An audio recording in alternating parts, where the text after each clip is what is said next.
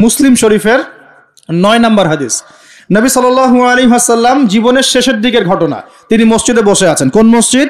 মসজিদ নববী। কোন মসজিদ? নববী। এখন একজন ব্যক্তি আসলেন। এই ব্যক্তির গায়ের জামাটা অত্যন্ত সাদা ধবধবা, চুলগুলো কুচকুচে কালো, এবং তাকে দেখে মুসাফির মনে হচ্ছে না। খুব টিপটাপ পরিপাটি একজন মানুষ ঢুকলেন, সুদর্শন। এসে নবী সাল্লাল্লাহু আলাইহি ওয়াসাল্লামের হাঁটুর সাথে হাঁটু লাগিয়ে দিয়ে বসে পড়লেন। যেমন করে আমরা আত্তাহিয়াতু লিল্লাহি ওই সময় বসি, তাশাহুদের সময় এইভাবে বসে তার দুই হাত নবী সাল্লাল্লাহু আলাইহি ওয়াসাল্লামের উরুর উপর রাখলেন। রেখে বলছেন, 4টা প্রশ্ন করছেন। কয়টা প্রশ্ন? প্রথম প্রশ্নই করছেন, ইয়া মুহাম্মদ, বলেন সাল্লাল্লাহু আলাইহি ওয়াসাল্লাম, আখবিরনি আনিল ইসলাম, হে নবী আমাকে ইসলাম সম্পর্কে বলুন। তখন নবীজি বলছেন, ইসলাম হচ্ছে আন তাশহাদু আল্লা ইলাহা ইল্লাল্লাহ ওয়া আন্না মুহাম্মাদান আবদুহু ওয়া রাসূলুহু।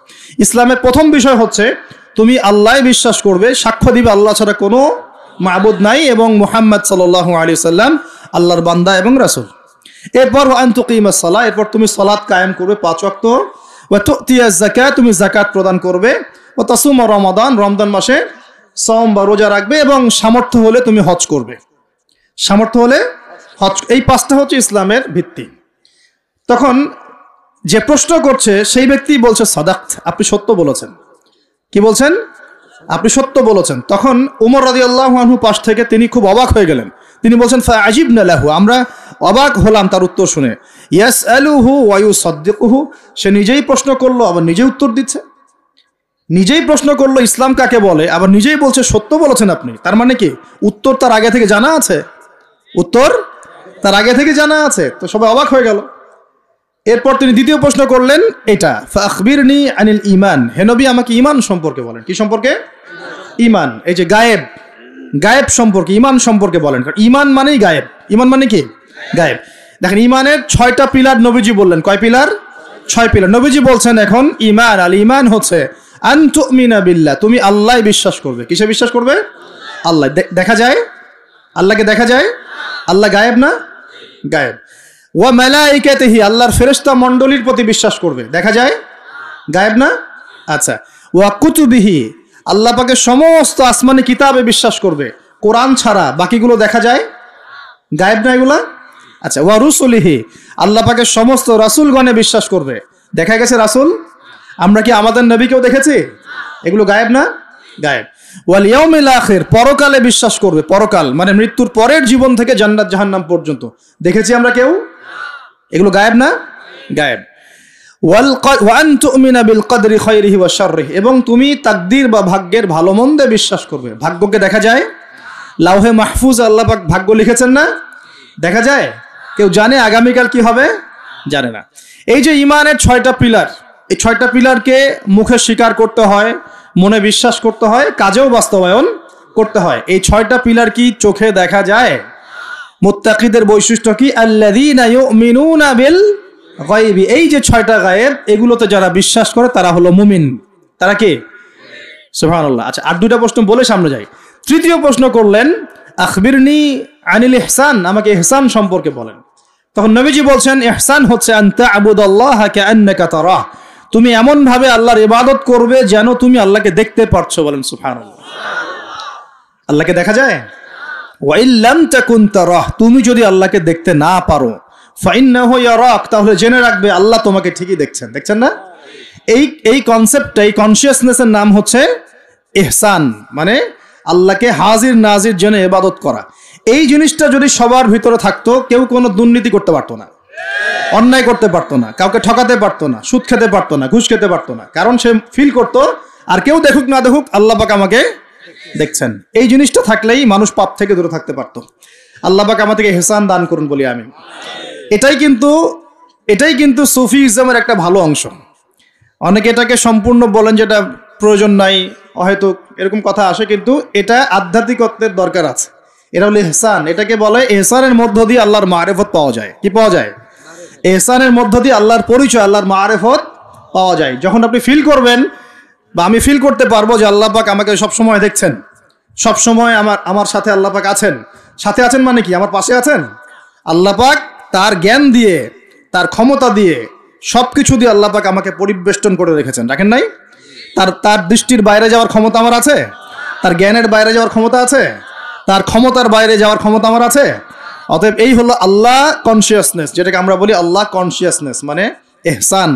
আল্লাহ পাককে হাজির নাজির জেনে ইবাদত করা, এটা হলো এহসান। এটা ইবাদতের অনেক উঁচু স্তর। সবাই কিন্তু শুরুতেই এহসান অর্জন করতে পারে না। আমলের মধ্য দিয়ে, জিকিরের মধ্য দিয়ে, হ্যাঁ, তাহাজ্জুদের মধ্য দিয়ে, ভালো ভালো দান খয়রাত, দান সাদাকা, নামাজ, রোজা, হজ, যাকাত, বিভিন্ন আমলের মধ্য দিয়ে হৃদয় যখন পরিশুদ্ধ হয়, কলব যখন পরিশুদ্ধ হয়, আল্লাহওয়ালা মানুষের সোহবত পায়, আস্তে আস্তে দেখবেন তার মধ্যে আল্লাহর মারিফত চলে আসে। একবারে কিন্তু আসে না, একবারে আসে। এবং জিকির, বেশি বেশি আল্লাহর জিকির করতে হয়। জিকিরেই কলব কি হয়? তাজা হয়, পরিচ্ছন্ন হয়। আর জিকিরের সবচেয়ে শ্রেষ্ঠ জিকির হচ্ছে সালাত। সবচেয়ে শ্রেষ্ঠ জিকির কি? এটাই বলা যিকরুল্লাহি আকবার, এটা হচ্ছে আল্লাহ পাকের সবচেয়ে বড় জিকির। তারপরে অন্যতম বড় জিকির হচ্ছে কোরআন তেলাওয়াত করা। কি করা? কোরআন তেলাওয়াত। এরপরে তো আমাদের তাসবিহ, তাহলিল, জিকির, আজকারগুলো আছেই। তো আসুন, চতুর্থ প্রশ্ন নবীজি করছেন, ফাখবিরনি, নবীজিকে করা হচ্ছে ফাখবিরনি আনিস সাআহ। কে প্রশ্ন করছে? ওই ব্যক্তি জিবরাইল আলাইহিস সালাম মানুষের রূপ ধরে এসে প্রশ্ন করছেন। আর বলে রাখি, সাহাবীদের সামনে, সবার সামনে এই একবার মাত্রই তিনি মানুষের রূপ ধরে এসেছেন।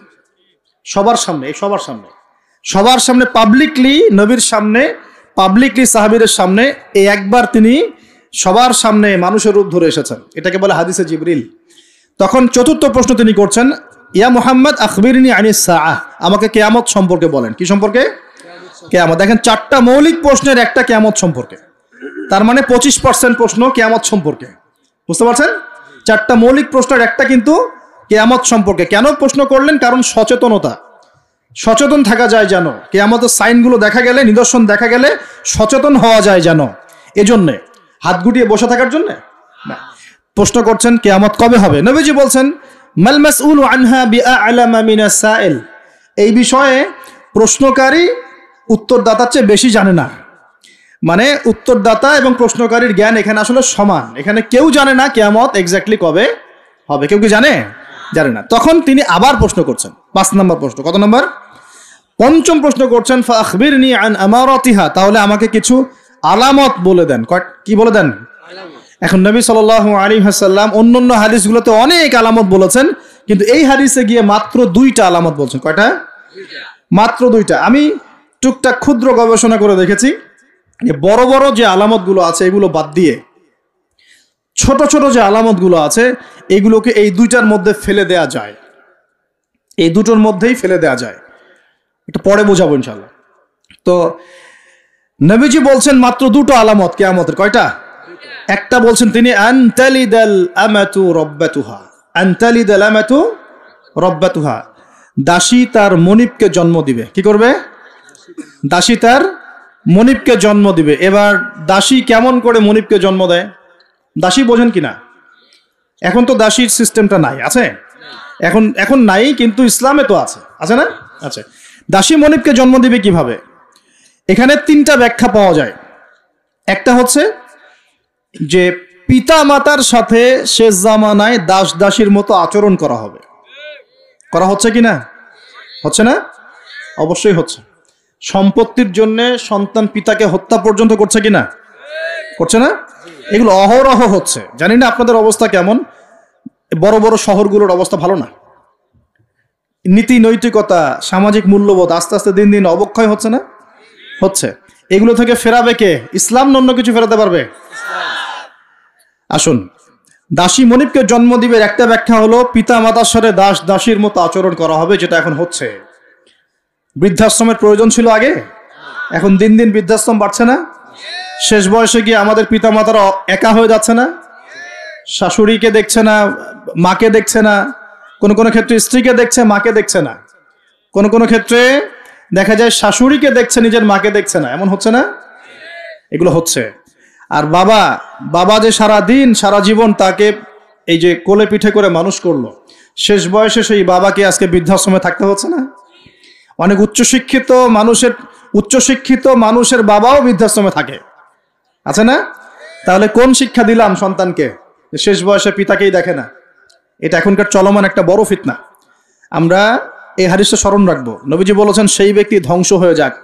কোন ব্যক্তি ধ্বংস হয়ে যাক? কার জন্য নবী বদদুয়া করলেন? যে ব্যক্তি তার পিতা মাতাকে পেয়েছে কিন্তু পিতামাতাকে পেয়েও তার খেদমত করে জান্নাত লাভ করতে পারলো না, এই ব্যক্তি ধ্বংস হয়ে যায়। বলেন নাউজুবিল্লাহ। যাদের পিতামাতা আছে অবশ্যই খেদমত করবেন।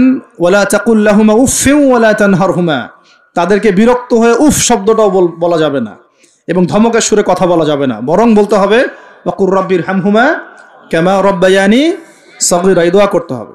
যাদের পিতামাতা নাই তারা জানে পিতামাতা চলে যাওয়ার কি কষ্ট, তাই না? তাই না? যাদের আছে তারা বুঝি না। আর বিশ্বাস করেন পিতামাতার খেদমত করলে যে কোনো গুনাহ মাফ হয়ে যাবে ইনশাআল্লাহ তাআলা, আর যে কোনো বিপদ আপদ বলা মুসিবত থেকে আল্লাহ বাঁচাবে ইনশাআল্লাহ। এক সাহাবী এসে ক্রন্দন করছেন, কাঁদছেন, ইয়া রাসূলুল্লাহ আমি অনেক বড় গুনাহ করে ফেলেছি, অনেক বড় গুনাহ করে ফেলেছি। নবীজি বলছেন বাসায় চলে যাও, বাসায় চলে যাও, তোমার মায়ের সেবা করো, গুনাহ মাফ হয়ে যাবে ইনশাআল্লাহ। তিনি জিজ্ঞাসা করলেন না কি গুনাহ করেছো, জিজ্ঞাসা করলেন না কি গুনাহ করেছো, তিনি বলছেন আমি অনেক বড় গুনাহ করেছি। নবীজি বললেন বাসায় চলে যাও, আল্লাহর কাছে ক্ষমা চাও, মায়ের খেদমত করো, গুনাহ মাফ হয়ে যাবে ইনশাআল্লাহ। এরকম ঘটনা আরেকটা ঘটেছিল। তখন নবীজি বলেছিলেন বাসায় যাও, তোমার পিতামাতার খেদমত করো, গুনাহ মাফ হবে। তখন সেই সাহাবী বলছিলেন আমার তো মা বেঁচে নাই, আমার তো মা বেঁচে নাই। তখন নবীজি বলছেন খালা বেঁচে আছে কিনা, খালা বেঁচে আছে, খালার সেবা করো। খালার সেবা করে কয়জন? খালার খোঁজ খবর নেয় কয়জন?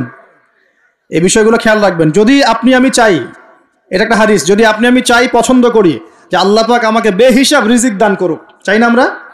রিজিক মানে সম্মান, জ্ঞান, খাবার, কাপড়, বাসস্থান, রিজিক, সবকিছু রিজিক, আমাদের সবকিছু রিজিক। জ্ঞানও আমাদের রিজিক, রিজিক না? সুস্থতা রিজিক না? খাবার, কাপড় চোপড়, বাসস্থান, সন্তান সন্ততি, স্ত্রী সন্তান, এগুলো কি রিজিক না? যদি আপনি চান রিজিক প্রশস্ত হোক তাহলে একটা কাজ করবেন, একটা কাজ, সেই কাজটা হচ্ছে আত্মীয়তার সম্পর্ক বজায় রাখবেন। কি করবেন? আত্মীয়তার সম্পর্ক বজায় রাখবেন। আত্মীয়তার সম্পর্ক বজায় রাখার জন্য কিছু মৌসুম আসে, যেমন রমজান মাস একটা মৌসুম। এই রমজান মাসে নিজে খাবেন, আত্মীয়দেরকে হাদিয়া দিবেন, তাদের বাসায় রমজানের বাজার পৌঁছে দিবেন, ঈদের হাদিয়া পৌঁছে দিবেন, আত্মীয়তার সম্পর্ক জোড়া লাগবে। কোন কোন ক্ষেত্রে মাহফিলে দান করার চাইতে নিকট আত্মীয় পরিবারের পিছনে খরচ করলে বেশি নেকি হয়। বিশ্বাস করলেন না? মনে করতে পারে এটা তো আল্লাহর রাস্তায় ব্যয়, এর চেয়ে কি বড় ব্যয় হতে পারে? হ্যাঁ হতে পারে। সবচেয়ে উত্তম ব্যয় হচ্ছে আপনার পরিবারের পিছনে ব্যয়। হালাল টাকা থেকে, হালাল উপার্জন থেকে যে ব্যয়টা আপনি পরিবারের পিছনে করেন, এটা সর্বশ্রেষ্ঠ ব্যয়। আর আত্মীয়দেরকে দান খয়রাত করলে বা তাদেরকে হাদিয়া দিলে দুইটা বেনিফিট, একটা হলো দানের তো নেকি পাবেনই আপনি, আবার আত্মীয়তার সম্পর্ক রক্ষার নেকি পাবেন।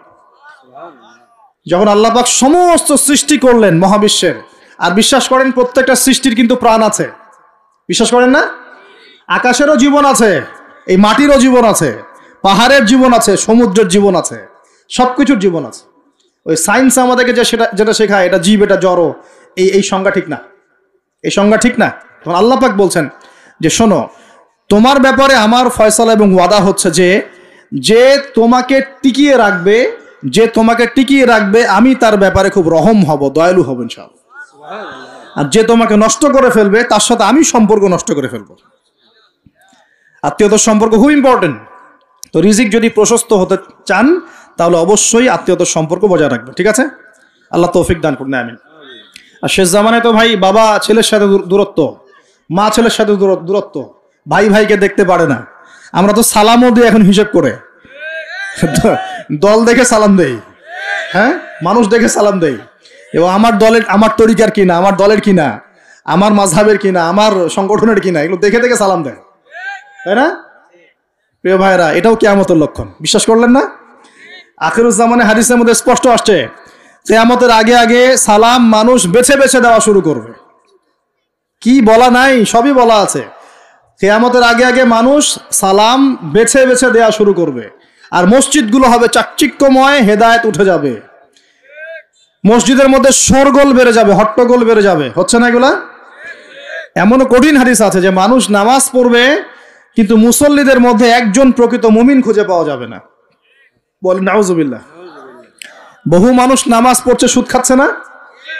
নামাজ পড়েও নামাজ থেকে বের হয়ে আবার মাদকাসক্ত হচ্ছে না? রোজা ইফতার খুলেই তো সিগারেটে হাত দিচ্ছে না? দিচ্ছে না? নামাজ পড়েও জেনা করছে না মানুষ? নামাজ পড়েও গার্লফ্রেন্ডের সাথে সম্পর্ক রাখছে না? নামাজ পড়েও এদিকে পর্নোগ্রাফি দেখছে না? নামাজ নামাজ তো সমস্ত পাপ থেকে মানুষকে দূরে রাখার কথা। যখন নামাজ পড়েও আমরা কবিরা গুনাহ করছি, মানে নামাজ তো কবুল হচ্ছে না, হয়তোবা নামাজ সেরকম হচ্ছে না যেমনটা হওয়া উচিত ছিল। অতএব এই হাদিসটাও ঠিক আছে যে নামাজ পড়বে মানুষ, কিন্তু প্রকৃত মুমিন ব্যক্তি খুঁজে পাওয়া যাবে না, এটা ঠিক আছে হাদিস। এখন আসুন, একটা ব্যাখ্যা হতে পারে দাসী মনিবকে জন্ম দেওয়ার, যে পিতা মাতার সাথে দাস দাসীর মতো আচরণ করা হবে। আরেকটা ব্যাখ্যা কি হতে পারে? আরেকটা ব্যাখ্যা হচ্ছে সত্যি সত্যি দাসী মনিবকে জন্ম দিতে পারে। কিভাবে? এটা এই বিশ্ব না আসলে আমরা ব্যাখ্যা করতে পারতাম না। কিরকম করে জানেন? মনে করেন সিঙ্গাপুর একটা কান্ট্রি, কি কান্ট্রির নাম? সিঙ্গাপুর। ওখানে মেয়েরা খুব first lane of life lead করে। ওদের সন্তান নেয়ার সময় নাই, সন্তান জন্ম দেওয়ার ফুরসত নাই। সন্তান জন্ম দিব, বিয়ে শাদী করবো, একদম অনেক ঝামেলার কাজ। কেরিয়ার আছে সামনে, না কেরিয়ার, নিজের পায়ে দাঁড়াতে হবে, চাকরি বাকরি, অনেক কাজ। তখন তারা কি করে? দরিদ্র কান্ট্রি থেকে কিছু মেয়েদেরকে হায়ার করে। দরিদ্র কান্ট্রি ধরেন শ্রীলঙ্কা, ইন্দোনেশিয়া, হ্যাঁ, বা সাউথ এশিয়ান কিছু কিছু কান্ট্রি থাকতে পারে। দরিদ্র কান্ট্রি থেকে মেয়েদেরকে হায়ার করে নিয়ে ওই মেয়ের গর্ভাশয়, যেটা আমরা বলি গর্ভাশয়, এখানে ওই পুরুষের শুক্রাণুকে ইনজেক্ট করে প্রযুক্তির মাধ্যমে শুক্রাণু ডিম্বাণু মিলন ঘটায়। ঘটানোর পর এই মেয়ের ভিতরে বাচ্চা আস্তে আস্তে বয়স, খুব ভালো মন্দ খাওয়ানো হয় এই মেয়েটা যে গর্ভধারণ করছে, একে খুব ভালো মন্দ খাওয়ানো হয়, ফ্রেশ খাবার, ফ্রেশ পানি। 9 মাস পর বাচ্চাকে যখন সে খালাস করে, তখন এই বাচ্চাকে তারা নিয়ে নেয়, বিনিময়ে এই মেয়েটাকে পারিশ্রমিক দেওয়া হয়, ডলার, $10,000, $20,000 দিয়ে ওকে খালাস, চলে গেল। এখন এই যে সন্তানটা জন্ম হলো, এই সন্তানটা হচ্ছে মনিবের, আর এই যে দাসী তার মনিবকে জন্ম দিয়ে চলে গেল। দেখলেন বাস্তবতা এটা এসেছে, এটা বাস্তবেও এসেছে। এরকম পশ্চিমের কিছু কিছু কান্ট্রিতে এই সিস্টেমে বাচ্চা নেওয়া হয়। এখন শুনলে অবাক হয়ে যাবেন, আমাদের মাথায় তো নাই এগুলো, অবাক তো হবেনি। যেটা আমাদের কাছে অস্বাভাবিক, অবাক হবেন না? এভাবে দাসী মনিবকে জন্ম দিচ্ছে এই যুগে। আরেকটা ব্যাখ্যা, এটা আমার কাছে সবচেয়ে প্রিয় ব্যাখ্যা আর কি, সেটা হলো দাসী মনিবকে জন্ম দেওয়ার ব্যাখ্যা এক্সটেন্ডেড ওলামায়ে কেরাম করেছেন যে সে জামানায় গিয়ে সমাজে ন্যায় অন্যায়, সত্য মিথ্যা, হালাল হারাম, এই যে মানদণ্ডটা আছে, এটা উল্টে যাবে আর কি। বুঝতে পারছেন না মনে হয়? ন্যায় হবে অন্যায়, অন্যায় হবে ন্যায়, হালাল হয়ে যাবে হারাম, হারাম হয়ে যাবে হালাল, সত্য হয়ে যাবে মিথ্যা, মিথ্যা হবে সত্য। এগুলো হচ্ছে কি না? সবচেয়ে মিথ্যাবাদী ব্যক্তিকে সমাজে মানুষ বলছে সত্যবাদী ব্যক্তি। সবচেয়ে যে করাপ্টেড মানুষ, তাকে বলা হচ্ছে আমানতদার ব্যক্তি। যার চরিত্র সবচেয়ে খারাপ, বলা হচ্ছে একদম পবিত্র চরিত্র। হ্যাঁ, একজন মদখোর মানুষ, তাকে বলা হচ্ছে খুব সম্মানী মানুষ। হ্যাঁ, একজন বেনামাজি মানুষ, কোনোদিন মসজিদের ধার কাছেও আসে না, তাকে বলা হচ্ছে খুব উন্নত চরিত্রের মানুষ, খুব ভালো মানুষ। আর যারা সত্যিকারের সৎ, মুত্তাকি, পরহেজগার, তাদেরকে পদে পদে বাধা পেতে হচ্ছে। এখন হচ্ছে না? মানুষ হালালকে হারাম করে নিচ্ছে। যেমন মদকে মানুষ আগে হারাম মনে করতো, আস্তে আস্তে এখন মাশাআল্লাহ, আস্তাগফিরুল্লাহ, এটা হালাল করে নেওয়া হচ্ছে। হালাল করে নেওয়া হচ্ছে না? মাঝে মাঝে পত্রিকা কিছু রিপোর্ট দেখি, রিপোর্টগুলো দেখলে আসলে কষ্ট হয়। একটা মদের ব্র্যান্ডের নাম দিয়ে বলছে যে এই বছর তারা মদ বিক্রি করে 4,500 কোটি টাকা আর্ন করেছে। কি খুশি, কি খুশির কথা! এবং এতে করে বড় অঙ্কের রাজস্ব আমরা পেয়েছি। বাপ রে বাপ, কি একটা প্রোগ্রেস! এই হারামের টাকা না ঢুকলে মনে হয় রাষ্ট্র নষ্টই হয়ে যেত, ভাবটা এমন। হ্যাঁ, এবছর সুদের মধ্য দিয়ে প্রোগ্রেস হয়েছে আমাদের এত কোটি টাকা, শাবাশ! এই তো মুসলমান নাকি? তো এখন যেগুলো হালাল ছিল সেগুলোকে মানুষ আস্তে আস্তে হারাম করছে, আর হারামগুলোকে আবার হালাল করে নিচ্ছে কি না? দেখেন তো কত পার্সেন্ট মানুষ পরিপূর্ণ সুদমুক্ত জীবনযাপন করতে পারে। এই যে সুদ থেকে দূরে থাকার পরেও মাঝে মাঝে মেসেজ আসে, দেখবেন যে আপনার এই ব্যালেন্সে 92 পয়েন্ট এত টাকা ইন্টারেস্ট দেওয়া হয়েছে। আসে না? খাবেন না, জোর করে খাওয়াবে। নবী সাল্লাল্লাহু আলাইহি ওয়াসাল্লাম এটাই বলছেন শেষ জামানা সম্পর্কে। ওই জামানায় সুদের ব্যাপক প্রচলন ঘটবে, এবং যে ব্যক্তি এখান থেকে দূরে থাকতে চাইবে তার গায়েও সুদের ছিটাফোঁটা গিয়ে লাগবে। এটা লাগছে কিনা? এখন লাগছে। এটা কেমন পাপ? আল্লাহ নবী বলছেন এটা মায়ের সাথে জেনা করার মতো পাপ। এটা কেমন পাপ? আল্লাহ বলছেন আল্লাহ এবং তার রাসূলের সাথে যুদ্ধ করার মতো পাপ। নবীজি বুখারীর হাদিসে বলছেন 1 দিরহাম সুদ খেলে 36 বার জেনা করার গুনাহ হয়। এটা এমন পাপ। এর ফলশ্রুতিতে সমাজের এক শ্রেণীর মানুষ ধনী হয়, আর এক শ্রেণীর মানুষ আস্তে আস্তে গরিব হয়। সমাজটাকে বড় করে দেখলে দেখবেন বিশ্বে এক শ্রেণীর মানুষ ধনী হয়েছে, এক শ্রেণীর মানুষ গরিব হয়েছে। এটা সুদের ফলাফল। আস্তে আস্তে এর ধ্বংস অনিবার্য, কোনো উপায় নাই। এবং যারা দরিদ্র, ব্যক্তিগতভাবে দরিদ্র, সোশ্যালি দরিদ্র বা রাষ্ট্রগতভাবে দরিদ্র, এদের অবস্থা খারাপ। সুদের বেড়া জালে ফেলে এদের রক্ত চুষে সম্পদ নিয়ে নেবে, এটাই ওদের প্ল্যান, মাস্টার প্ল্যান। এবং যখন সুদের মধ্যে একটা জাতি পড়ে যায়, এর পুরো ব্লেম সবার উপরে চলে আসে, সবাই সুদের আন্ডারে চলে আসবে। সবার শ্রম থেকে এবং রক্ত মাংস ঘাম থেকে এই টাকা পরিশোধ করতে হবে। আপনারা হয়তো ইকোনমিক্স কতটুকু বোঝেন আমি জানি না, আর এগুলো ওয়াজ মাহফিলে বলার মতোও বিষয় নয়। ওয়ার্ল্ডে যারা ইকোনমিক বিষয়গুলো ডিল করে, এরা সুদ ছাড়া কোনো লোন আপনাকে দিবে না, বিনা সুদে কোনো লোন আপনাকে দিবে না। এখন এই সুদটার লোনটা আপনাকে শোধ করতে হবে না? সুদের লোন শোধ করতে হলে আপনাকে জনগণের শ্রম থেকেই সুদটা শোধ করতে হবে, অথবা আপনাকে আপনার নিজের রাষ্ট্রের প্রবৃদ্ধি বাড়িয়ে ওই টাকাটা শোধ করতে হবে। যেভাবেই হোক শোধ করতে হবে। তখন সবার উপরে সেই ব্লেমটা চলে আসবে, আসবে কি না? এখান থেকে বের হওয়াও খুব কঠিন। এখন বের হওয়া খুব কঠিন। আল্লাহ পাক আমাদের জন্য সহজ করুন, দোয়া করে। কঠিন তবে অসম্ভব নয়, কঠিন তবে অসম্ভব নয়। দান সৎকা বাড়াতে হবে, জাকাতগুলো প্রদান করার সিস্টেম তৈরি করতে হবে। ওসর দিবেন, গবাদি পশুর জাকাত দিবেন, এবং অপচয় কমাবেন, দুর্নীতি কমাবেন। টাকার 2 নাম্বারই কমিয়ে দিলে এবং আমানতের খেয়ানত কমিয়ে দিলেই ইনশাআল্লাহ একটা জাতির জন্য আল্লাহ পাক আসমান এবং জমিনের বরকতের দরজা খুলে দেবে ইনশাআল্লাহ। আল্লাহ ওয়াদা করেছেন। এটা এইভাবে সলভ হওয়া সম্ভব। পরে বলবো কিছু কথা ইনশাআল্লাহ। তো এখানে আমার কাছে এই ব্যাখ্যাটা বেশি পছন্দ। নবীজিকে বলছেন কিয়ামতের সাইন বলেন, কিছু সাইন বলেন। নবীজি বলছেন দাসী মনিবকে জন্ম দিবে, তার অন্যতম ব্যাখ্যা হলো শেষ জামানায় হক বাতিল, ন্যায় অন্যায়, সত্য মিথ্যার মানদণ্ড উল্টে যাবে। এটা হয়েছে কি না? আরেকটা সাইন তিনি বলেছেন, এটা ভালো করে শোনেন। নবীজি বলছেন সাল্লাল্লাহু আলাইহি ওয়াসাল্লাম যে কিয়ামতের আগে আগে ওয়ান্তারাল হুফাতাল উরাতাল আলাতা রিয়া আশ-শাই ইয়াতাতাওয়ালুনা ফিল বুনিয়ান।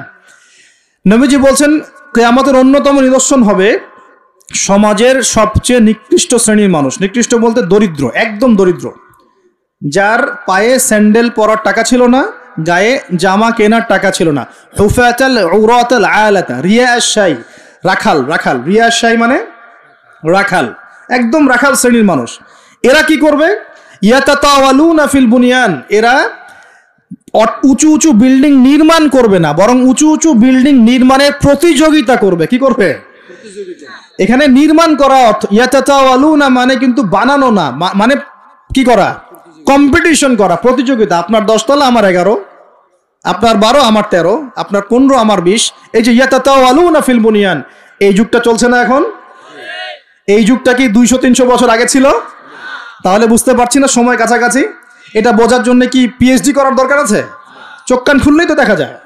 ইয়াতাতাওয়ালুনা ফিল বুনিয়ান, কারা করবে? ধনীরা না, ধনীরা প্রতিযোগিতা করবে না, বলা হচ্ছে একদম দরিদ্র মানুষরা প্রতিযোগিতা করবে।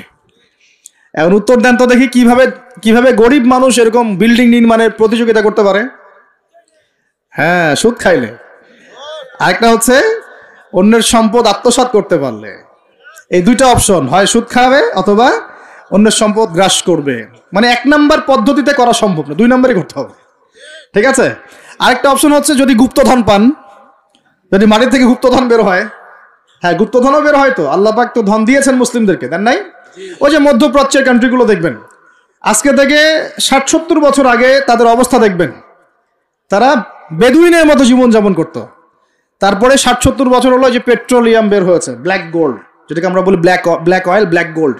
মানে এই পৃথিবীতে সোনা দিয়ে এখন এক্সচেঞ্জ করা যায় না, এই পৃথিবীতে পেট্রোলিয়াম দিয়ে এক্সচেঞ্জ করা হয় ডলারের সাথে। এটাকে বলা হয় petro dollar monetary system, petrol এবং ডলার। তো এই পেট্রোলিয়ামটা হচ্ছে এখনকার গোল্ডের মতো দামি জিনিস। এটা যখন থেকে তারা পেয়েছে, তারপর থেকে দেখেন বিল্ডিং, কারো 50, কারো 60, কারো 100, কারো চলছে, হচ্ছে না? অথচ আজকে থেকে 50 বছর আগেও অবস্থা এমন ছিল না।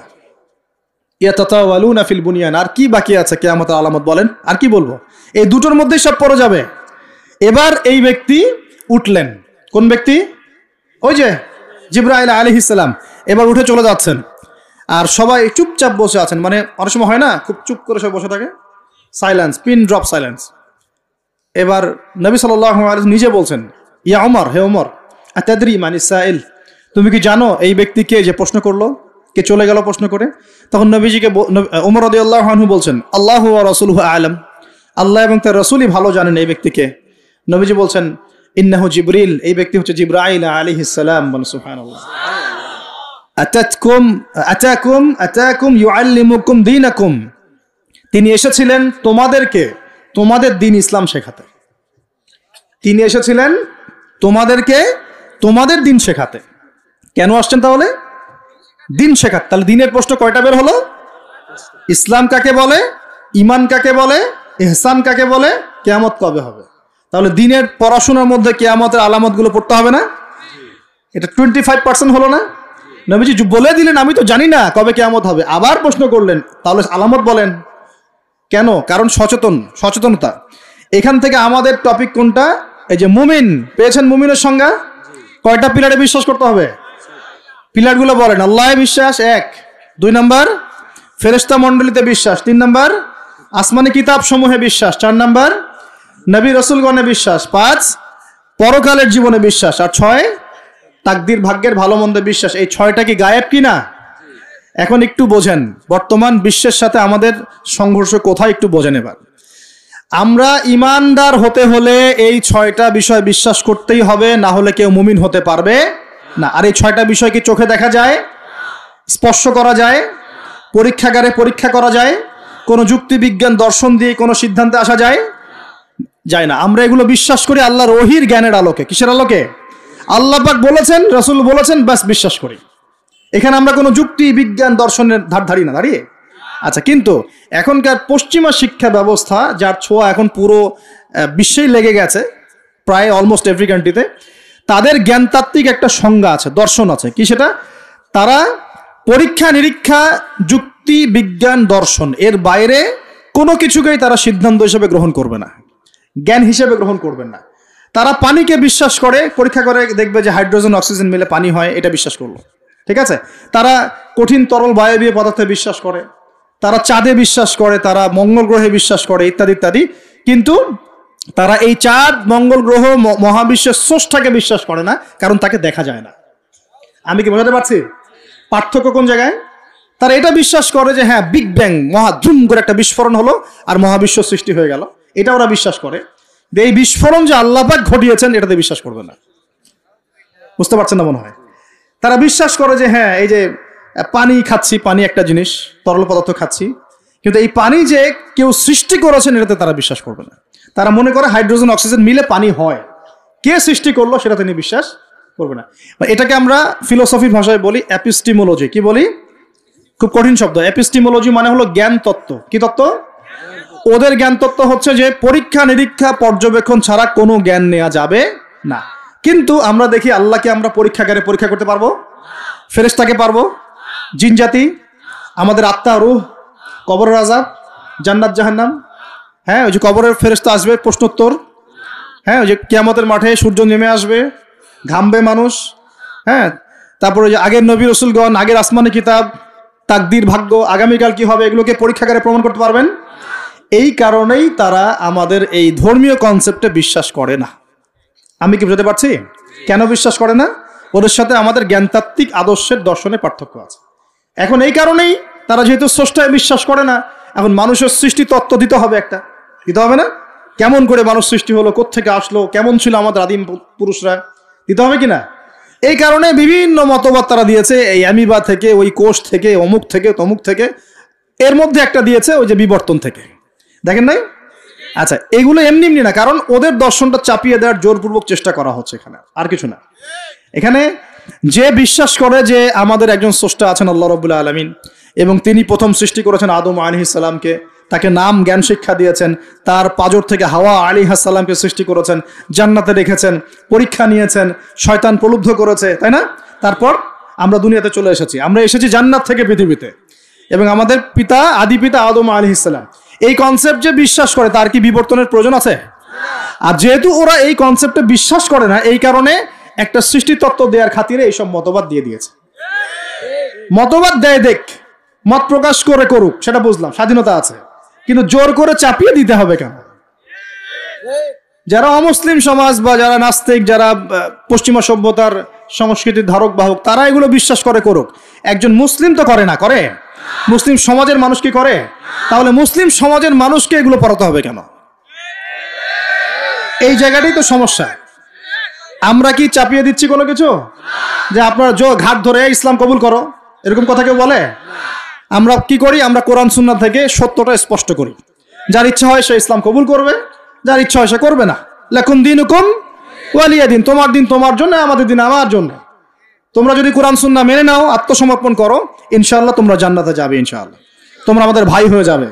যদি না করো, তোমাদের কবর তোমাদের, তোমাদের তোমাদের পরকাল তোমাদের, এগুলোর সাথে আমাদের কোনো সম্পর্ক আছে? তো জোর করে মুসলিমরা কখনো চাপিয়ে দেয় না, কিন্তু মুসলিমদের উপরে এখন জোর করে এগুলো চাপিয়ে দেওয়া হচ্ছে। এগুলো তো বিশ্বাস করলে কিন্তু ঈমান থাকবে না, থাকবে? কেউ যদি বিশ্বাস করে আল্লাহ মানুষ থেকে মানুষ সৃষ্টি করেন নাই, অন্য কোনো প্রাণী থেকে করেছেন, তাহলে ঈমান থাকবে? কোরআনে শত শত আয়াত আছে, ওয়াল্লামা আদামাল আসমাআ কুল্লাহা, আমি আদমকে সমস্ত নাম শিক্ষা দিয়েছি। ওয়াইজ ক্বালা রাব্বুকা লিল মালায়েকা ইন্নী জাঈলুন ফিল আরদি খলিফা, আমি স্মরণ করো হে নবী সে সময়ের কথা, আমি ফেরেশতাদেরকে বললাম যে আমি পৃথিবীতে আমার খলিফা পাঠাবো। আমরা হচ্ছে এই দুনিয়া আল্লাহর খলিফা, সুবহানাল্লাহ। আমরা হচ্ছে এই দুনিয়াতে কার খলিফা? আল্লাহর খলিফা। আমরা এই দুনিয়ার অধিবাসী নই, আমরা জান্নাত থেকে এখানে এসেছি। আমরা জান্নাতে ছিলাম, কেন চলে আসলাম? শয়তান ওই যে আমাদেরকে প্রলুব্ধ করেছিল। সূরা তাহা পড়বেন, আল্লাহ পাক ওখানে বলেছেন, শয়তান গিয়ে আদম আলাইহিস সালামকে বলছিল, ইয়া আদম, হে আদম, আল আদুল্লুকা, আমি কি তোমাকে বলে দিব, জানাবো কি, আলা শাজারাতিল খুলদি ওয়া মুলকিন লা ইয়াবলা, এমন গাছের কথা বলবো যার কাছে গেলে বা যার ফল খেলে তুমি রাজত্ব পাবে, চিরস্থায়ী রাজত্ব পাবে এবং কোনোদিন মরবে না। এই দুটো টোপ দিয়েছে, রাজত্ব পাবে, অমরত্ব পাবে। এক পর্যায়ে ওয়াসওয়াসা দিতে দিতে দিতে দিতে একদিন আমাদের পিতা সেখানে চলে গেলেন। ফাকালা মিনহা, সেখান থেকে তারা দুজন খেয়ে ফেললো। কোথা থেকে খেলো? ওই গাছের কাছ থেকে তারা খেয়ে ফেললো। ফাবাদাত লাহুমা সাওআতুহুমা, এবং তাদের গায়ের যে জামা ছিল জান্নাতের পোশাক, এটা ধাপাস করে খুলে পড়ে গেল। নাউযুবিল্লাহ। জান্নাতে সবার সামনে আমাদের পিতামাতাকে কে নগ্ন করে দিল? শয়তান। তাহলে এখন দুনিয়ায় যারা আমাদেরকে নগ্ন করতে চায়, এরা কার অনুসারী বলেন? বুঝতে পারছেন না? একই মিশন না? একই মিশন। আচ্ছা, এরপর আল্লাহ পাক বললেন তোমরা আর এখানে থাকতে পারবে না। আলাম আকুল লাকুমা ইন্না শাইতানা লাকুমা আদুউম মুবিন, আমি কি তোমাদের দুজনকে বলি নাই, আদম হাওয়া, যে শয়তান হচ্ছে তোমাদের প্রকাশ্য শত্রু? তখন তারা বললেন রব্বানা যালামনা আনফুসানা, বলেন রব্বানা যালামনা আনফুসানা ওয়া ইল্লাম তাগফির লানা ওয়া তারহামনা লানাকুনান্না মিনাল খাসিরিন। এই দোয়া করলেন, আল্লাহ মাফ করে দিলেন, আলহামদুলিল্লাহ। কিন্তু দুনিয়া আর জান্নাতে থাকা হলো না। কুল নাহবিতু মিনহা জামিআ, আল্লাহ বলছেন আমি বললাম তোমরা সবাই নেমে যাও। কোথায় নেমে যাও? পৃথিবীতে নেমে যাও। তার মানে পৃথিবী আগে ছিল না পরে সৃষ্টি করা হয়েছে? পৃথিবী আগেই ছিল। পৃথিবী কি আগে থেকেই ছিল? কুল নাহবিতু মিনহা জামিআ ফাইম্মা ইয়াতিয়ান্নাকুম মিন্নি হুদান, তোমরা নেমে যাও পৃথিবীতে একসাথে, আর তোমাদের কাছে আমার পক্ষ থেকে প্রত্যেক যুগে যুগে হেদায়েত আসবে। কি আসবে? এই যে তাওরাত হেদায়েত ছিল না? তাওরাত, জাবুর, ইনজিল সব হেদায়েত ছিল। ঠিক ওই সিলসিলাতেই এসেছে কি? আল কোরআন। ফামান তাবিআ হুদায়া, যারা আমার হেদায়েত মেনে নিবে, ফালা খাউফুন আলাইহিম ওয়ালা হুম ইয়াহজানুন, তাদের কোনো ভয় নাই, কোনো দুশ্চিন্তা নাই। যে জান্নাত থেকে এসেছো ওখানে ফিরে যাবে ইনশাআল্লাহ তাআলা। আমরা এসেছি পৃথিবীতে জান্নাত থেকে, এখানে পরীক্ষা দিচ্ছি, উদ্দেশ্য আবার সেই জান্নাতেই ফিরে যাওয়া। আমরা এখানে থাকতে আসি নাই তো, থাকতে আসছি। আমরা এখানে আসছি জান্নাত থেকে, ফিরে যাব কোথায়? ইনশাআল্লাহ জান্নাতে, ইনশাআল্লাহ জান্নাতে।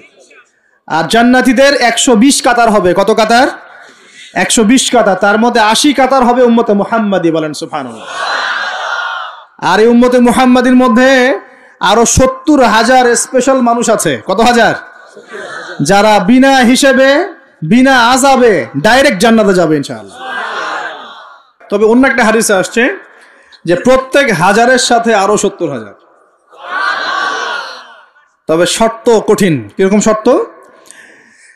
সাহাবীরা বসে ডিসকাস করছেন কে হতে পারে তারা। কেউ বলছেন তারা হয়তো প্রথম দিকের মুসলিমরা হবেন, কেউ বলছেন তারা হয়তো মুজাহিদরা হবেন, কেউ বলছেন তারা বদর যুদ্ধের সাহাবীরা হবেন ইত্যাদি। তখন নবী সাল্লাল্লাহু আলাইহি ওয়াসাল্লাম আবার চলে আসলেন, ব্যাক করলেন। ব্যাক করে বলছেন তোমরা কি এই বিষয়ে কি বিষয়ে কথা বলছিলে? তখন সাহাবীরা বললেন আমরা তো ডিসকাস করছিলাম যে কারা হতে পারে সেই 70,000। নবীজি বললেন শোনো, ওই 70,000 মানুষ, এক নাম্বার ওই 70,000 মানুষ পাখি উড়িয়ে ভাগ্য গণনা করে না। প্রথম কাজটা কি? মানে তারা ইসলাম এত কঠিনভাবে পালন করে যে পাখি উড়িয়ে ভাগ্য গণনা বা হাত দেখা, রাশিফল, এরকম শিরিকের ধার কাছেও নাই। তারা শিরিকের ধার কাছেও নাই। 2 নাম্বার, তারা আগুনের শেখা বা উল্কি দিয়ে, এই ট্যাটু আছে না, ট্যাটু উল্কি আঁকে আগুন দিয়ে, এই ধরনের ট্যাটু উল্কি তারা আঁকে না শরীরের মধ্যে। এইসব কুলক্ষণে সুলক্ষণে তারা বিশ্বাস করে না। 3 নাম্বার, তারা অবৈধ ঝাড়ফুঁক করে না। অবৈধ ঝাড়ফুঁক করে না। বৈধ ঝাড়ফুঁক করা যাবে, সূরা ফাতিহা পড়ে ঝাড়ফুঁক করা যাবে, সূরা ফালাক নাস ইখলাস পড়ে পড়া যাবে, আয়াতুল কুরসি পড়ে পড়া যাবে, কোরআন হাদিস দিয়ে ঝাড়ফুঁক করা যাবে। কিন্তু অবৈধ কিছু ঝাড়ফুঁক আছে না, তান্ত্রিক কবিরাজদের কাছে মানুষ করে, এগুলো করা যাবে না। আর 4 নাম্বার হচ্ছে তারা সর্বাবস্থায় এক আল্লাহর উপরে তাওয়াক্কুল করে, ভরসা করে, আল্লাহর প্রতি তাওয়াক্কুল করে। এরা হচ্ছে সেই 70,000 মানুষের মধ্যে থাকবে ইনশাআল্লাহ। এক সাহাবী দাঁড়িয়ে বললেন, ওয়াকাশা দাঁড়িয়ে বলছেন যে ইয়া রাসূলুল্লাহ, আমার জন্য দোয়া করেন, আমি যেন সেই 70,000-এর মধ্যে থাকতে পারি। তো নবীজি বললেন, হ্যাঁ তুমি 70,000-এর মধ্যে একজন, যাও। এরপর আরো 2 জন সাহাবী দাঁড়িয়ে গেলেন, আমার জন্য দোয়া করেন। নবীজি বললেন, না, ওয়াকাশা অগ্রগামী হয়েছে। এভাবে সবার জন্য দোয়া করতে থাকলে দরজা কি হতো? বন্ধ হয়ে যেত। তো এই দরজা খোলা আছে। এই যুগের মানুষও হতে পারে না? যে ব্যক্তি শিরক করে না, আল্লাহ ভরসা করে, কোন রকম কুলক্ষণে বিশ্বাস করে না, ইসলাম পরিপূর্ণরূপে পালন করে, ইনশাআল্লাহ তাআলা আল্লাহ চাইলে তাদেরকে আল্লাহ পাক 70,000-এর মধ্যে আশ্রয় দিবেন, অংশ দিবেন ইনশাআল্লাহ তাআলা। তো আমরা বলছিলাম যে আমরা কোত্থেকে আসছি ভাই? জান্নাত থেকে। কোথায় যাব? ইনশাআল্লাহ। এর মাঝখানে শয়তানের পথ রয়েছে কিছু, শয়তানের ফিতনা। কি ফিতনা? শয়তান চায়, শয়তান কিন্তু ওয়াদা করে আসছে, চ্যালেঞ্জ করে আসছে আল্লাহর কাছে। কি করছে? চ্যালেঞ্জ। শয়তান কি চ্যালেঞ্জ করছে জানেন? শয়তান চ্যালেঞ্জ করছে যে রব্বি, শয়তান বলছে রব্বি মানে হে আমার রব। শয়তান কিন্তু আস্তিক, শয়তান কিন্তু আল্লাহকে বিশ্বাস করে। সে বলছে রব্বি, হে আমার রব, আনজিরনি, আমাকে অবকাশ দিন, ইলা ইয়াউমি ইউবআসুন, কিয়ামত দিবস পর্যন্ত অবকাশ দিন। আল্লাহ বলছেন ফাইন্নাকা মিনাল মুনজারিন, যাও, তোমাকে অবকাশ দেওয়া হলো। কিয়ামত পর্যন্ত সময় আল্লাহর কাছে এমন বড় কিছু নয়, খুব সামান্য। এবার সে বলছে রব্বি ফাবিমা আগওয়াইতানি, হে আল্লাহ, যে আদমের জন্য আজকে আমাকে জান্নাত থেকে বের করে দেয়া হলো সিজদা না করার কারণে, লা আকুদান্না লাহু সিরাতাকাল মুস্তাকিম, ওই আদমকে জাহান্নামে নেয়ার জন্য আমি সরল পথে ওত পেতে বসে থাকবো। বসে থাকে না শয়তান? সুম্মা লাআতিয়ান্না মিন বাইনি আইদিহিম, খুব ভালো করে জায়গাটা বোঝেন প্রিয় ভাইরা। শয়তান চ্যালেঞ্জ করে বলছে সুম্মা, এর পরে আমি আসবো আদম সন্তানের সামন থেকে। কোত্থেকে? এই সামন থেকে মানে অর্থ হচ্ছে দুনিয়া, মানে আপনাকে দুনিয়ার সমস্ত ফিতনা এসে প্রলুব্ধ করে রাখবে। কারণ দুনিয়া চোখের সামনে দেখা যায় না, দেখা যায়। দুনিয়ার অভাবের ধোঁকা দিবে, বেকারত্বের ধোঁকা দিবে, হতাশা, এইটা সেইটা, স্বামী স্ত্রীর ফিতনা, পরিবারের ফিতনা, সামাজিক ফিতনা, আপনাকে দুনিয়ার এই ফিতনা এসে ব্যস্ত রাখবে, রাখে না? এটা হচ্ছে সামন থেকে আসা। ওয়ামিন খালফিহিম, পিছন থেকে আসবো। পিছন থেকে মানে আপনাকে পরকাল সম্পর্কে হতাশ করে দিবে, এবং পরকাল সম্পর্কে আপনাকে কুধারণা সৃষ্টি করবে, এবং পরকাল সম্পর্কে আপনার মধ্যে একটা গাফেলতি সৃষ্টি করে দিবে যে পরকাল না, পরে দেখা যাবে। হ্যাঁ, পিছনে কি আছে? পরকাল না? পিছনটা পরকাল। তো পরকাল আসবে যখন, তখন দেখা যাবে। হ্যাঁ, বৃদ্ধ হলে তখন তওবা করে নিব, এখনো কি তাড়াহুড়ার কি আছে, পরে দেখা যাবে শেষ বয়সে। এরকম করে আপনাকে ভুলিয়ে ভালিয়ে রাখবে পিছন থেকে। আবার হতাশ করে দিবে, আমার পরকালে আমার জান্নাত হবে না, আমি তো এত আমল করতে পারি নাই, হ্যাঁ, আমার কি হবে, আমার আত্মহত্যা ছাড়া কোনো পথ নাই। এভাবে হতাশ করে ফেলবে আপনাকে পিছন থেকে। সুম্মা লাআতিয়ান্না মিন বাইনি আইদিহিম ওয়া মিন খালফিহিম, সামন থেকে আসবো, পিছন থেকে আসবো, ওয়া আন আইমানিহিম, ডান দিক থেকে আসবো। ডান দিক মানে কি? এটার ব্যাখ্যাও চমৎকার। ডান দিক মানে কি? আমরা বলি না ডান পক্ষ খুব ভালো মনে করি না? ডান পক্ষ ভালো, ডান দিকটা ভালো, শুভ মনে করি তো। ডান দিক হচ্ছে আপনাকে নেক্সট সুরতে সে ধোকায় ফেলবে। ডান দিক মানে কি? নেক্সট সুরতে ধোকায় ফেলবে। মনে কর ডান দিক মানে ভালো, মানে আপনি নামাজ পড়ছেন কিন্তু নামাজের মধ্যে শিরক ঢুকাই দিবে। মানুষ দেখতেছে ভালো করে নামাজ পড়ি, নামাজ যাকাত দিচ্ছেন, দান সৎকার করছেন, মনের মধ্যে রিয়া ঢুকাই দিবে। ভালো কাজই তো করছে, ঠিক আছে, মানে হ্যাঁ, এটাও ঠিক। ওই যে হালাল প্রেমের দিকে উদ্বুদ্ধ করার চেষ্টা করবে। ডান নেক্সট সুরতে ধোকা, নেক্সট সুরতে।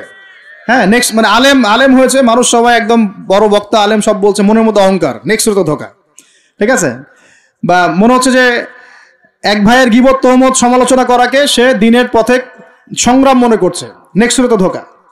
হ্যাঁ, এক ভাইয়ের সমালোচনা করা, গীবত করা, তার চরিত্র উদ্ধার করে ফেলা, এটাকে সে মনে করছে যে দিনের জন্যই করছে। ঠিক আছে, নেক্সট সুরতে ধোকা, নেক্সট সুরতে ডান দিক থেকে মানে কি নেক্সট সুরতে আপনাকে ধোকায় ফেলে দিবে। ফেলছে না?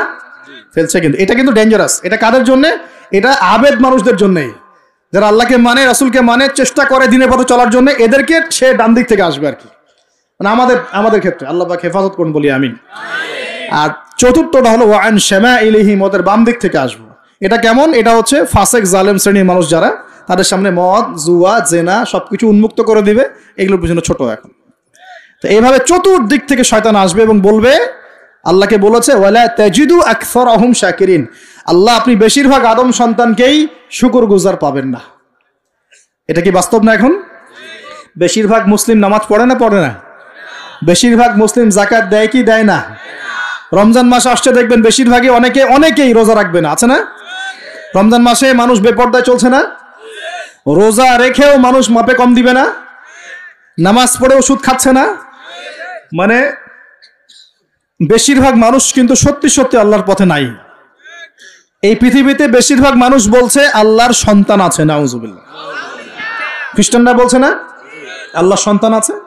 তো বেশিরভাগ মানুষকে আমি পথভ্রষ্ট করে ছাড়বো, শয়তান কিন্তু বলে গেছে, এবং সেটা কিন্তু বাস্তব হচ্ছেও। আল্লাহ পাক অন্য সূরায় বলেছেন ওয়া কালিলুম মিন ইবাদিয়াশ শাকুর, আমার শুকরগুজার বান্দা খুব কম হবে। কি হবে? কম হবে। হাদিসের মধ্যেও আসছে যে তোমরা ৭৩ দলে ভাগ হয়ে যাবে। কত দল? তার মধ্যে একটা মাত্র দল জান্নাতে যাবে। কয়টা দল? মা আনা আলাইহি ওয়া আসহাবি, আমি যার উপরে আছি, আমার সাহাবীরা যার উপরে আছেন। তো বুঝতে পারছি যে জাহান্নামে বেশিরভাগ মানুষই যাবে, অল্প মানুষই জান্নাতে যাবে। তবে জান্নাতীদের মধ্যে বেশিরভাগ হবে উম্মতে মুহাম্মাদের মধ্যে ইনশাআল্লাহ তাআলা। আর তবে সুসংবাদ আছে। সুসংবাদ কি? আল্লাহ রাব্বুল আলামিন আমাদের নবীজিকে একটা ওয়াদা করেছেন, এটা গিফট, হাদিয়া দিয়েছেন। কিরকম হাদিয়া? আমাদের নবীজিকে আল্লাহ পাক বলেছেন, হে মুহাম্মদ সাল্লাল্লাহু আলাইহি ওয়াসাল্লাম, তোমার উম্মতের মধ্যে কোনো ব্যক্তি যদি আসমান জমিনের সমান গুনাহ করে কিন্তু তার আমল নামায় শিরকের কোনো পাপ থাকে না, শিরকের কোনো গুনাহ নাই, আমি তার সামনে আসমান জমিন সমান ক্ষমা নিয়ে হাজির হব ইনশাআল্লাহ। মানে যে ব্যক্তি লা ইলাহা ইল্লাল্লাহ মন থেকে পড়েছে, আমল করার চেষ্টা করেছে, শিরক থেকে বেঁচে থাকার চেষ্টা করেছে, ইনশাআল্লাহ একদিন না একদিন সে জান্নাতে যাবেই যাবে ইনশাআল্লাহ। এটা তো খুশির কথা আমাদের জন্য। আল্লাহ পাক আমাদেরকে তাওহীদপন্থী বানাক এবং শিরক থেকে বাঁচিয়ে রাখুন, দোয়া করুন। এখন মুমিনের সংজ্ঞা তো বুঝলেন, এই সমস্ত গায়েবে আমরা বিশ্বাস করি বলেই আমরা কি মুমিন। এই মুমিনদেরকে আল্লাহ পাক বলছেন ইত্তাকুল্লাহ, তোমরা আল্লাহকে ভয় করো। কি করো? আর মুমিন হলেই মুত্তাকি হওয়া যাচ্ছে না। মুমিনদেরকে আল্লাহ পাক বলছেন যে আল্লাহকে ভয় করো। আল্লাহকে ভয় করার মানে কি? এক কথায় আমি একটা অ্যান্সার দিচ্ছি। সূরা হাশরে চলে যান। কোন সূরা? সূরা হাশর। এই সূরার 7 নম্বর আয়াত। কত নম্বর? আল্লাহ পাক বলছেন ওয়ামা আতাকুমুর রাসূলু ফাখুযুহু, রাসূলুল্লাহ সাল্লাল্লাহু আলাইহি ওয়াসাল্লাম তোমাদেরকে যা যা দিয়েছেন সব গ্রহণ করে নাও। রাসূল যা যা দিয়েছেন গ্রহণ করে নাও। ওয়ামা নাহাকুম আনহু ফান্তাহু, রাসূল যা যা নিষেধ করেছেন ছেড়ে দাও। সোজা কথা, রাসূল যা যা নিষেধ করেছেন ছেড়ে দাও। এই একটা মূলনীতি মেনে চলতে পারলেই মানুষ মুত্তাকি হয়ে যাবে ইনশাআল্লাহ। এত বেশি কথার দরকার নাই। এই একটা মূলনীতি যে রাসূল যা যা দিয়েছেন নিয়ে নাও, রাসূল যা থেকে নিষেধ করেছেন ছেড়ে দাও, ইনশাআল্লাহ তোমরা সফল হয়ে যাবে, মুত্তাকি হয়ে যাবে। রাসূল কি দিয়েছেন একটু গুছাই দিই আপনাকে। এই যে ঘুমাবো আমরা, আচ্ছা শুরু করি আপনার চেহারা।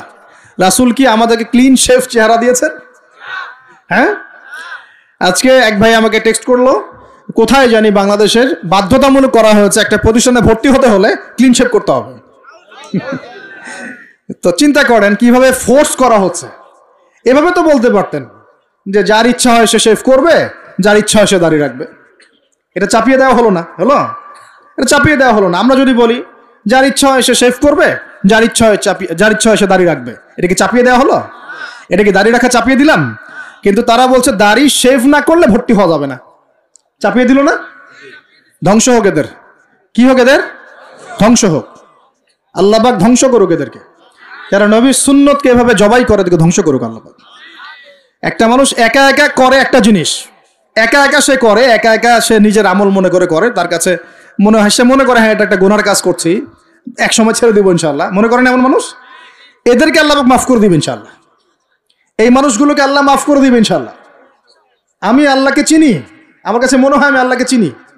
একজন মানুষ মনে করে একটা শেভ করতেছে, কিন্তু তার মনে হয় যে না, আসলে শেভ করাটা খারাপ কাজ, এটা খারাপ কাজ, এটা আসলে আমি বাধ্য হয়ে করছি বা করতে হচ্ছে, ইনশাআল্লাহ আমি আর একটু বড় হলে ছেড়ে দিব। ইনশাআল্লাহ আল্লাহ চাইলে তাকে মাফ করে দিবে ইনশাআল্লাহ। আর একজন এটাকে করতে বাধ্য করছে, না এটা করতেই হবে, রাখা যাবে না সুন্নত, এটা কাটতে হবে, শেভ করতে হবে, এ মাফ পাবে না ইনশাআল্লাহ তাআলা, ইল্লা মাশাআল্লাহ, ইল্লা মাশাআল্লাহ। তো চাপিয়ে দেওয়া খুব খারাপ জিনিস। কেন চাপিয়ে দিবেন আপনি? কেন চাপিয়ে দিবেন? আর একজন পুরুষের সৌন্দর্যই তো হচ্ছে দাড়ি। আমি তো আফসোস করি যে দাড়ি নাই চেহারায়, কত আফসোস করি যে মানুষ, আপনাদের দাড়ি দেখলে আমার হিংসা হয়, ঈর্ষা হয়। এটা ঈর্ষা, হিংসা না, এটা কি ঈর্ষা। গাল ভর্তি দাড়ি থাকবে, দেখে কত চমৎকার লাগে, মাশাআল্লাহ। আমাদের নবী সাল্লাল্লাহু আলাইহি ওয়াসাল্লামের চেয়ে কোনো হ্যান্ডসাম পুরুষ আছে? ছিল কখনো? নবী সাল্লাল্লাহু আলাইহি ওয়াসাল্লামের দাড়িগুলো এত সুন্দর ছিল, দাড়ি দিয়ে খুশবু বের হতো, সুবহানাল্লাহ। এমনিতেই দাড়িতে মেহেদি না দিয়েই দাড়ি একটু ব্রাউন রঙের দাড়ি ছিল, মেহেদি দেওয়া লাগতো না, এমনি ব্রাউন কালার দাড়ি। বুঝতে পারছেন না মনে হয়? অনেক টকটকা ফর্সা মানুষ ছিলেন তিনি। আমাদের একদম উপর লেভেল থেকে শুরু করে বাথরুমের টয়লেট পর্যন্ত সব এখন পশ্চিমা কালচারে চলছে। কোন কোন জায়গায় এমন টয়লেট দেখা যায় যে দাঁড়ায়ও পেশাব করার বুদ্ধি নাই, দেখেন নাই মনে হয়? একটা তো স্টেনজা করতে হয় বা পায়ে ভর দিয়ে। কোন পায়ে? এখন এই যে ইংলিশ কমোডে আপনি বা পায়ে ভর দিয়ে কেমনে করবেন বলেন দেখি, কিভাবে সুযোগ আছে? আর পাবলিক টয়লেট যদি হয় তাহলে ওটাতে বসলে কাপড় এগুলো পাক থাকবে? ওটাতে নামাজ হবে? চিন্তা করেন তো, এটা সূচিবায়ু হয় না? আচ্ছা, সব জায়গায় পশ্চিমা সভ্যতা ঢুকে গেছে এখন, সব জায়গায়, বাথরুম থেকে শুরু করে একদম ওই বিশ্ব পরিচালনা পর্যন্ত সব ওদের শূন্যতা চলছে। আর কিছু দেখলাম যে এরকম কিছু বোল বা বাটির মতো রেখে দিয়েছে, ওখানে দাঁড়ায় দাঁড়াই ধরে ধরে করতে হবে। হ্যাঁ, এখন দেখা যায় কোনো মানুষের হাইট 6 ফুট, কোনো মানুষের 5 ফুট, কোনো মানুষের 4 ফুট। এখন যদি ম্যাচ না করে, এখন কি করবে? পাপ যদি ঠিক না হয় কি করবে? চিন্তা, এগুলো দেখেন নাই মনে হয়? দেখবেন, ঘুরতে থাকেন। আল্লাহ পাক কি বলেছেন? সিরু ফিল আরদ, জমিনে বিচরণ করো, ঘোরো, জমিন ঘুরে দেখো, ফানজুর, দেখো কাইফা কানা আকিবাতুল মুকাদ্দিবিন, আল্লাহর বিধান যারা অস্বীকার করেছে ওদের কি পরিণতি হয়েছে দেখো। ঘুরতে বলেছেন আল্লাহ পাক। তো দেখেন আমাদের সব সুন্নত গুলো কেন জানি আস্তে আস্তে ওইদিকে চলে যাচ্ছে। আল্লাহ পাক বাঁচাক আমাদেরকে। চেহারা থেকে শুরু হবে, আপনার কথাবার্তা, আপনার চাল চলন, আপনার আকীদা, পোশাক পরিচ্ছদ, বাথরুম, পরিবার, আপনার ব্যবসা, আপনার ইবাদত, জিকির আজগার, তাসবিহ তাহলিল, সমাজ পরিচালনা এবং রাষ্ট্র পরিচালনা পর্যন্ত প্রত্যেকটা কাজ নবী সাল্লাল্লাহু আলাইহি ওয়াসাল্লামের সুন্নত মতো করার পাক্কা নিয়াত করতে হবে। কতটুকু পারি না পারি আল্লাহ দেখবেন, কিন্তু চেষ্টা করতে হবে ইনশাআল্লাহ। ব্যক্তি পর্যায়ে তো পারবো নাকি? এখানে তো আমাকে কেউ ফোর্স করবে না, করবে? আমি যদি দাড়ি ছেড়ে দেই কারো কিছু বলার আছে? আপনি যদি হালাল খান কেউ কিছু ফোর্স করবে আপনাকে? আপনি নামাজ ঠিক মতো পড়েন, রোজা রাখেন, তাসবিহ তাহলিল করেন, জিকির আজগার করেন, আপনার পরিবারে পর্দা কায়েম করেন, কেউ কি ফোর্স করবে আপনাকে? উপরের লেভেলে হয়তো আমরা ইম্পোজ করার ক্ষমতা আমাদের নাই, ওটা পরে। আগে ব্যক্তি জীবন ঠিক করেন, আগে ব্যক্তি জীবন ঠিক করেন, পরিবার ঠিক করেন, আপনার অর্থনীতি ঠিক করেন। ইনশাআল্লাহ তাআলা আল্লাহ পাক আমাদেরকে প্রকৃত মুত্তাকি বানিয়ে দিবেন ইনশাআল্লাহ। আল্লাহ বলছেন প্রকৃত মুত্তাকি হও। কেমন করে আল্লাহকে ভয় করো? হাক্কা তুকাতি, ভয় করার মতো ভয় করো। ভয় করার মতো ভয় মানে কি? জীবনের কিছু অংশে ইসলাম পালন করব, বাকি অংশে করব না, এমন? নাকি জীবনের প্রত্যেকটা ক্ষেত্রে ইসলাম পালনের চেষ্টা করব? কোনটা? জীবনের প্রতিটা ক্ষেত্রে আল্লাহ পাক আমাদের সবাইকে ইসলাম পালন করার তৌফিক দান করুন। আল্লাহকে ভয় করো, ভয় করার মতো করে ভয় করো। আরেকটা কথা বলেছেন আল্লাহ পাক, ওয়ালা তামুতুন্না ইল্লা ওয়া আনতুম মুসলিমুন, পরিপূর্ণ মুসলিম না হয়ে মৃত্যুবরণ। পরিপূর্ণ মুসলিম কি জিনিস? যে ব্যক্তি বেপর্দায় চলে, এক মহিলা, আবার মাশাআল্লাহ নামাজও পড়ে, পরিপূর্ণ মুসলিম হলো কি? একজন ব্যক্তি 5 ওয়াক্ত নামাজি মাশাআল্লাহ, কিন্তু টেবিলের নিচ দিয়ে ঘুষ নিচ্ছে, পরিপূর্ণ মুসলিম হলো? একজন ভাই রোজাদার, মাশাআল্লাহ রোজা রেখেছেন, কিন্তু রোজা রেখে ব্যবসা করছেন, মাপে কম দিচ্ছেন, পরিপূর্ণ মুসলিম হলো? একজন যুবক আল্লাহর জন্য কাজ করছে মাশাআল্লাহ, আবার এদিকে হারাম সম্পর্কে লিপ্ত, পরিপূর্ণ মুসলিম হলো কি? পরিপূর্ণ মুসলিমের সংজ্ঞা বোঝানোর জন্য কোনো ব্যাখ্যার প্রয়োজন নাই। পরিপূর্ণ মুসলিম মানে উদখুলু ফিস সিলমি কাফা, তোমরা ইসলামের হুকুম আহকামকে পরিপূর্ণরূপে গ্রহণ করো, ইসলামে পরিপূর্ণরূপে প্রবেশ করো, বাস। এখন একসাথে কি সব আমল করা যায়? যায় না, কিন্তু চেষ্টা তো করা যায় নাকি? আমরা শুরু করি, আমরা চেষ্টা করি, ব্যক্তি পর্যায় থেকে শুরু করি, পরিবারটা ঠিক করার চেষ্টা করি, হালাল খাওয়ার চেষ্টা করি, ইবাদত বাড়িয়ে দেই, দিনের জ্ঞান অর্জন করি, ওলামায়ে কেরামের সোহবতে থাকি, আল্লাহর জিকির বাড়িয়ে দেই, ইনশাআল্লাহ তাআলা আল্লাহ পাক অনেক বড় জায়গায় নিয়ে যাবে ইনশাআল্লাহ তাআলা। আল্লাহ পাক আমাদের সবাইকে এই আয়াতটা বোঝার তৌফিক দান করুন বলি। আর আমাদের সবাইকে আল্লাহ পাক পরিপূর্ণ মুমিন হওয়ার তৌফিক দান করুন, ইমানের 6 পিলারের উপর বিশ্বাস করার তৌফিক দান করুন, এটাকে মুখে স্বীকার করার তৌফিক দান করুন, কাজেও বাস্তবায়ন করার তৌফিক দান করুন। আল্লাহ পাক আমাদেরকে পরিপূর্ণ মুত্তাকি বানিয়ে দেন, আল্লাহকে ভয় করার মতো করার তৌফিক দান করেন এবং পরিপূর্ণ মুসলিম হওয়ার তৌফিক আল্লাহ পাক দান করেন। তাহলে 2টা এক্সাম্পল দিয়ে আমি শেষ করব। পরিপূর্ণ মুসলিমের এক্সাম্পল আল্লাহ পাক দিয়েছেন ইব্রাহিম আলাইহিস সালামের মতো। কোথায়? ইব্রাহিম আলাইহিস সালামের স্ত্রীকে এবং সন্তানকে আল্লাহ পাক বলছেন রেখে আসো ওই মক্কার জনমানব শূন্য জায়গায়। ওই মক্কায় কোনো মানুষ ছিল? কোনো খাবার, কোনো পানি? ইব্রাহিম আলাইহিস সালাম কি বলেছিলেন আল্লাহ আমি কেন তাকে এখানে রেখে আসবো, কি যুক্তি এর পিছনে, কি লজিক, কি সায়েন্স? বলেছিলেন নাকি আল্লাহ পাক বলেছেন বাস আমল করেছেন? সামি'না ওয়া আতা'না, শুনলাম মানলাম, শুনলাম মানলাম, শুনলাম মানলাম, এর নাম ইসলাম। কোনো প্রশ্ন করা যাবে না। প্রত্যেকটা প্রশ্নের উত্তর আছে ঠিকই, প্রতিটা প্রশ্নের উত্তর ঠিকই আছে, কিন্তু সব উত্তর বোঝার জ্ঞান আল্লাহ পাক আমাকে দেন নাই। নামাজ যে আল্লাহ পাক পড়তে বলেছেন, নামাজ পড়লে আমরা পরকালে জান্নাতে যাব ইনশাআল্লাহ, ইনশাআল্লাহ নামাজ পড়ার মধ্য দিয়ে আমাদের সমাজের ঐক্য হবে ইত্যাদি অনেক ব্যাপার আছে। আপনার ফিজিক্যালও অনেক উপকার আছে, নামাজ পড়লে শারীরিক অনেক উপকারও আছে, কিন্তু সবকিছু তো আর ব্যাখ্যা করার প্রয়োজন নাই। আল্লাহ বলেছেন করো, নিশ্চয়ই এর মধ্যে কল্যাণ আছে, ব্যাস। আল্লাহ বলেছেন জাকাত দাও, জাকাত দিতে আল্লাহ বলেছেন দিতে হবে। এটা কেন দিব? আল্লাহ কি অন্যকে খাওয়াতে পারেন না? আমাকে খাওয়াতে হবে কিনা? এত যুক্তি তর্কের দরকার নাই। আল্লাহ পাক জাকাত দিতে বলেছেন, নিঃসন্দেহে এর পিছনে অর্থনৈতিক সমৃদ্ধি আছে। আল্লাহ বলেছেন রমজান মাসে রোজা রাখো, এটা এটা এটা রাখলে আধ্যাত্মিক অর্জন হবে, তাকওয়া অর্জন হবে। আমরা রমজান মাসে তারাবি পড়ি, ইবাদতের মৌসুম, কোরআন খতম দেই, আমরা জিকির করি, অন্যকে ইফতার করাই, জাকাত দেই, সদকাতুল ফিতর দেই, কত ইবাদত করি রমজান মাসে। আল্লাহ পাক করতে বলেছেন, এর পিছনে আরো অনেক কল্যাণ আছে, হয়তো আমরা জানি না। আমার শরীরে হয়তো এমন অনেক সমস্যা হতো যেটা রমজান মাসে রোজা রাখার ফলে শরীর ঠিক হয়ে গেছে, হবে না? এই ওযু করি, আমরা ওযু করি পবিত্রতা অর্জন করার জন্য, নামাজের জন্য, কিন্তু এই ওযু করার বদৌলতে অনেক ভাইরাস ব্যাকটেরিয়া থেকে আল্লাহ আমাদেরকে বাঁচান না? সব কিছুর পিছনে কোনো না কোনো কারণ আছে, সব কারণ হয়তো আমার জানা নাই। এই জন্য আল্লাহ পাক বলেছেন সামি'না আতা'না, এর নাম মুসলিম। শুনলাম মানলাম, এর নাম মুসলিম। সব এত প্রশ্ন করা যাবে না, ওইটা কেন, এইটা কেন, পর্দা কেন, এই যুগে পর্দা কেন, ইসলামের চোরের হাত কাটার বিধান কেন? কেন হাত কাটার বিধান? এই এলাকায় যদি একটা চোরকে সবার সামনে হাত কেটে দেয় কেউ, এলাকায় চুরি বাড়বে না কমবে? কি মনে হয় আপনাদের? আর যদি তাকে বিভিন্ন ফাঁক ফোকরে বের করে দেন, ছেড়ে দেন, চুরি আরো বাড়বে না কমবে? আরো বাড়বে, আরো বাড়বে। ও দেখবে যে ধর্ষণ করলে কোনো শাস্তি নাই, আরো করব। মদ খাইলে কোনো শাস্তি নেই, আরো খাবো। চুরি করলে কোনো শাস্তি হয় না, আরো করব। বাস এই তো বাড়তেই আছে দিন দিন এগুলা। আর যদি সবার সামনে ধরে একটা ধর্ষককে ফাঁসি দিয়ে দেন, আর ভয়ে কেউ ধর্ষণ করার চেষ্টা করবে না। আল্লাহ পাকের বিধান প্রতিটাই কল্যাণকর। এখন মানুষকে এগুলো বোঝাতে হয়। আফসোস, কিছু মানুষ বলে ভাই সব জায়গায় ধর্ম টেনে আনবেন না। সব জায়গায় ধর্ম টেনে আনবো না মানে কি? সব জায়গায় আপনার মন গড়া বিধান টেনে আনবেন না, সব জায়গায় ধর্ম ঠিকই চলবে। আমাদের এটা কি শুধু ধর্ম না, জীবন ব্যবস্থা? জীবন ব্যবস্থা কি পুরো জীবন কেন্দ্রিক হয় না?